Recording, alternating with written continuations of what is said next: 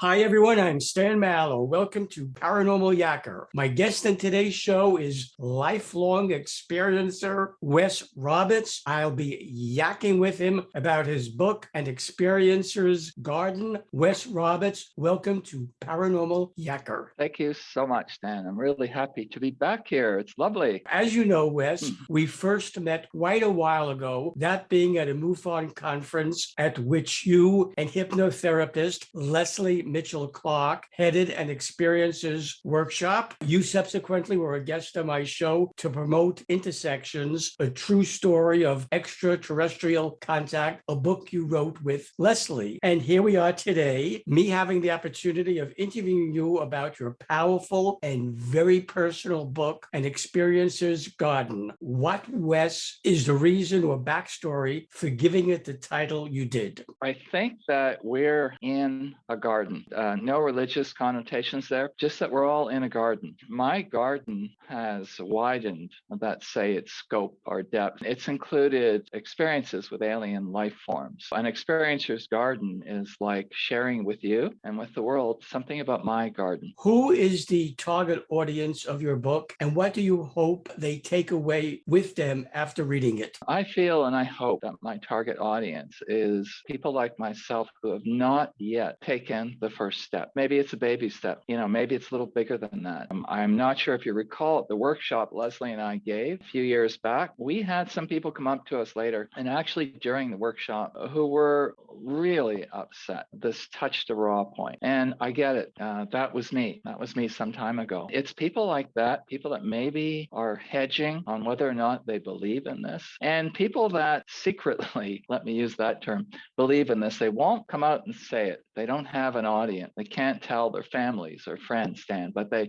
probably do. It's just below the surface. People like that as well. I'm not trying to reach critics. I think we all have our critics. I know what I've been through. Do you recall, Wes, when you had your first interaction with an alien being, and what was your reaction to it when it happened? I'm not trying to rewrite my script here. In examining incidents that happened to me in my younger years, I'd always felt that my first consciously recalled experience was 1980s, this several phased experience starting at the airport. When I looked back, again, not trying to be a revisionist, I think my first experience was when I was 15. I was awake. I was not asleep. I was not in a hypnagogic state. I was awake, sort of sitting up in bed, and I saw three robed figures at my door. Fairly physical manifestation, I have to tell you. I don't think they were transparent. I don't think they were translucent. They were fairly physical. Could not see their faces. And they were basically sort of holding out their arms saying, "Come with us." It was like, I don't think so. I was terrified. That faded away. Nothing became of it. And I always thought, was that a hallucination? I never attributed it to anything remotely alien until I talked to other experiencers and they talked about robed figures. Okay, so that was when it consciously began for me. In your research and conversations with other experiencers and abductees, you have found there is a commonality in their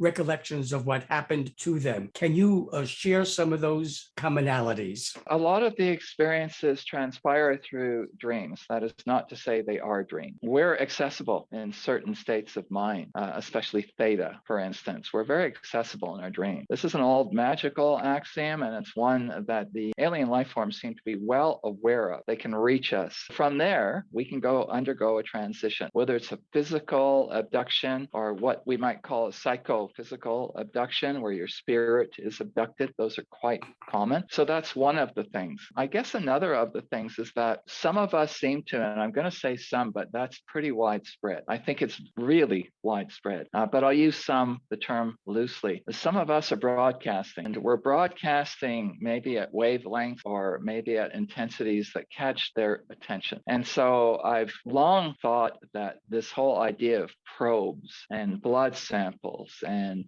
removal of sperm or ova. I thought that, why do they have to do that anymore? How many times would they need to do that? So I don't think that's true anymore. I think what they really intend to do is find somebody who maybe, like myself, and this would be a third similarity, agree to all this. It took me the longest time to find out, I'm going to say to believe, maybe there's some knowing in there, that I agreed to this. How I found out about that, I know it's suspect in many people's minds, is a regressive hypnosis session that takes you into what's called the interlife. The interlife is your life between lives. At that point, we make decisions about coming back. Who are my parents going to be? What situations will I run into? I'm not going to say baggage, but what underlying thoughts and motivations am I carrying with me? Some of the alien life forms were there. They were there among others in spirit form, saying, okay, you've got this, right? It took me 15 years ago, maybe less than that, to say, yeah, I remember that. It was me. And that's why, Stan, I talk about why me in the book as well. I'm sure a lot of abductees or experiencers ask that question. I'm no longer in terror mode. Very infrequently do I get afraid. It still happens. But I've been in touch with an abductee recently who's not ready for this. She's had terrifying experiences. I guess those are some of the main commonalities. I don't want to say we're special. Maybe we're cursed. I don't know if it's special or cursed, quite honestly. Those are some of the things I've noticed. When one thinks about having a twin, what comes to mind for most people is a sibling who has shared parents. You have a twin who is an alien being, not human, but of another life form. How is such a thing possible? When did you first become aware of this twin, and what role has she played in your life? She's constantly playing a role in my life, so far as I can tell, even today. She's much better at contacting me than I am at contacting her. And that sort of stuff comes out in the second book. When I first went to Leslie for hypnosis, it was about this 1980s experience, the one at the airport. This has dogged me for 2 decades. I've got to find out. My first hypnosis session, or second, I'm not clear on that anymore, first or second, this little child was part of one of my experiences. This little girl-like with spindly little hands and bare feet, a sense of wonder I'd never seen before. I was a little boy, she was a little girl as far as I was concerned. We were planted or put in a farmhouse, a real one. As far as I can tell, this was a physical occurrence, not in my mind. We were put in a farmhouse, and my job, the sense I got, was I was to show her around, because she didn't know what anything was. She didn't know what a countertop was, or a stove, or a fridge, or what's in a fridge. She didn't know how to climb up a set of stairs. It was the weirdest thing. That was when she first came to my notice, and that's got to be a dozen years ago. If we backdate that, it's from the time I was a child. At one point, your twin indicated she did not pass in and out of lifetimes, but she was always there. This puts a new spin on reincarnation and opens a whole can of worms regarding the belief system many people have about life, death, and being reborn. Did your twin elaborate on her comment about always being there? She has a number of times. One of my recent ventures, I'm just throwing this out there because it complements what I do, is remote viewing. I'm not sure we have talked about this, and I won't dominate any part of the conversation with it. So I've taken some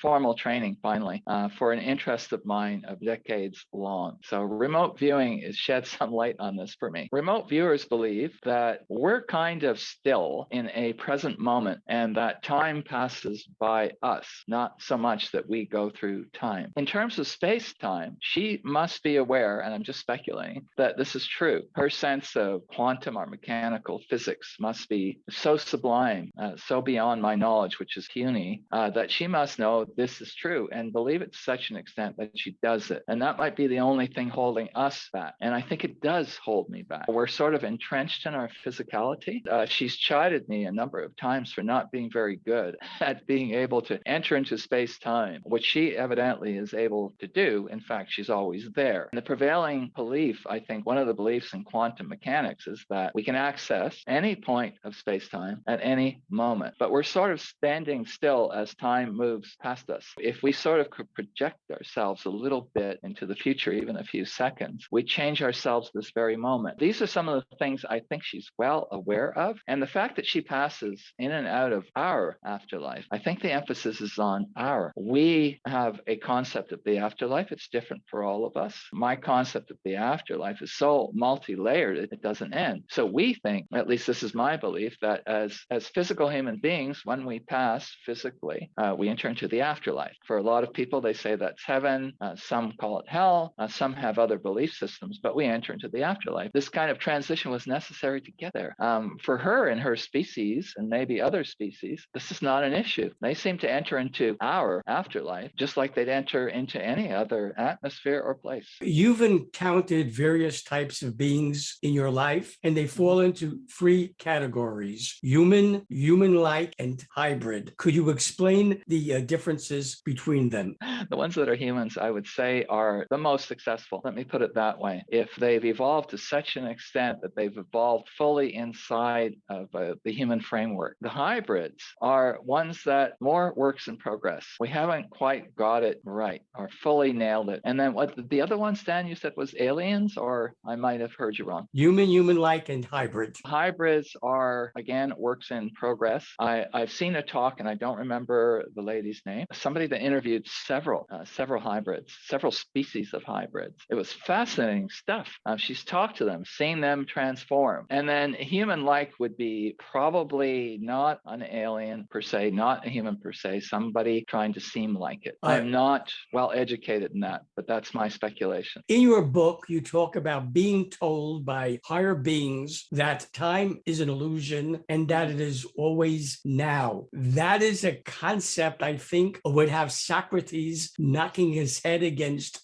some ancient Greek temple wall trying to interpret and analyze. What, Wes, was your take on that concept when you were told it? I had a hard time dealing with it because I'm physical. At best, that I know of, I'm in 4 dimensions, the fourth one being time. So that's the best normally I think we can do. But our awareness levels go beyond our current grasp. I don't think we've remembered everything that we can remember. Things that are science fiction, it's been proven over time, they become science fact. Once we discover an aspect of science that understands how to interpret the data, we're presented with conundrums. We're really presented with things we can't fathom because we lack contact. My alien friend, this twin of mine, has the contact. It's like looking down at a desk from above and you just see the surface, maybe just 2 dimensions. Her dimensions are a multitude of dimensions. And so I lack that. And sometimes I feel I still do. It's very difficult to grasp. But once I began to work with it, I thought, okay, so space-time is a thing. The more I dug into remote viewing over time and tried it, the more that was perfectly obvious.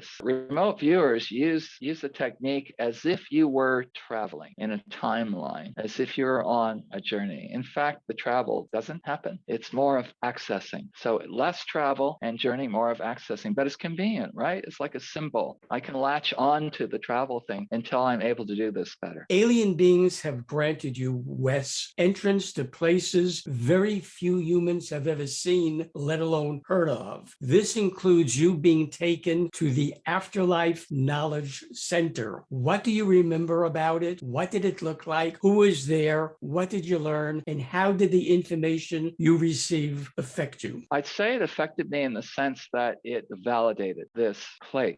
The Afterlife Knowledge Center is something that Robert Monroe, when he was alive and he was having out-of-the-body experiences, and he developed a music or a sound technique to coordinate the 2 hemispheres of the brain called Hemi-Sync. He, how would I put this, plotted a course through the afterlife, according to him. And I buy into this. He called these things focus levels. And at various focus levels, there are places you can go to. For instance, skipping aside the Afterlife Knowledge Center just for a sec, there's a welcoming center. Let's say somebody experienced a sudden or violent death. I'm not going to say unexpected, but let's just say sudden or violent. And they hadn't realized what happened to them. They might find themselves standing in front of the welcoming center or the welcome center. Just try and picture it in your mind. Somebody standing on a porch of a lovely old home of some kind is saying, "You've arrived, come in, welcome." So the Afterlife Knowledge Center is kind of like that. It's a place where you can go and discover just about anything about anything. You can learn their where what I saw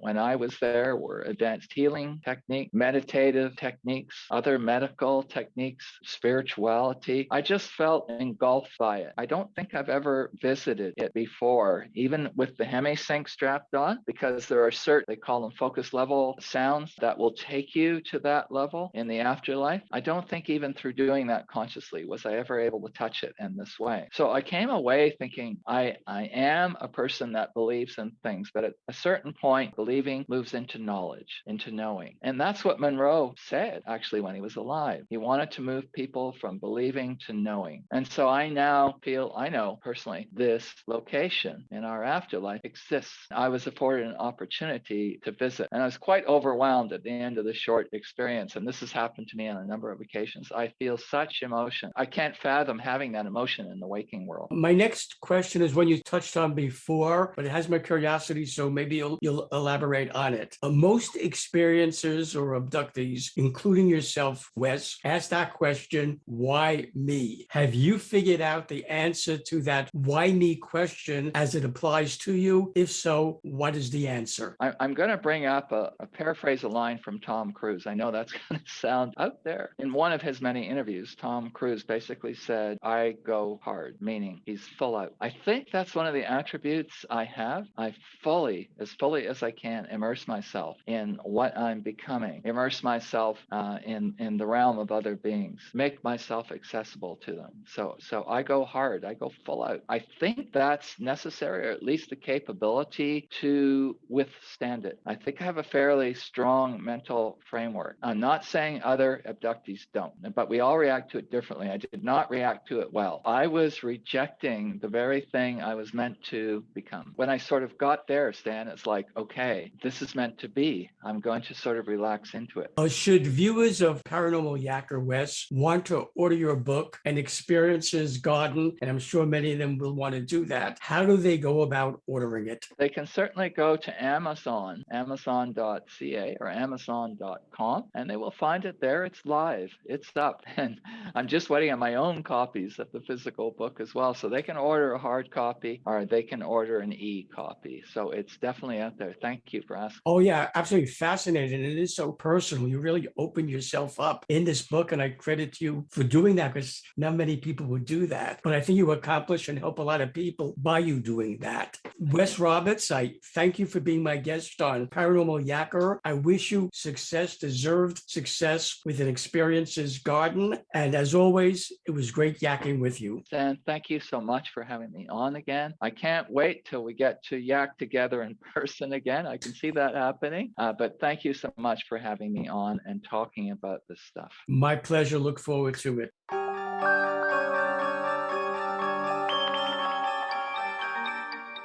Hi, everyone. I'm Stan Mallow, the Paranormal Yacker. I hope you enjoyed the interview you just watched. To be sure you don't miss any interviews on my free YouTube channel, all you have to do is press the subscribe button on your screen.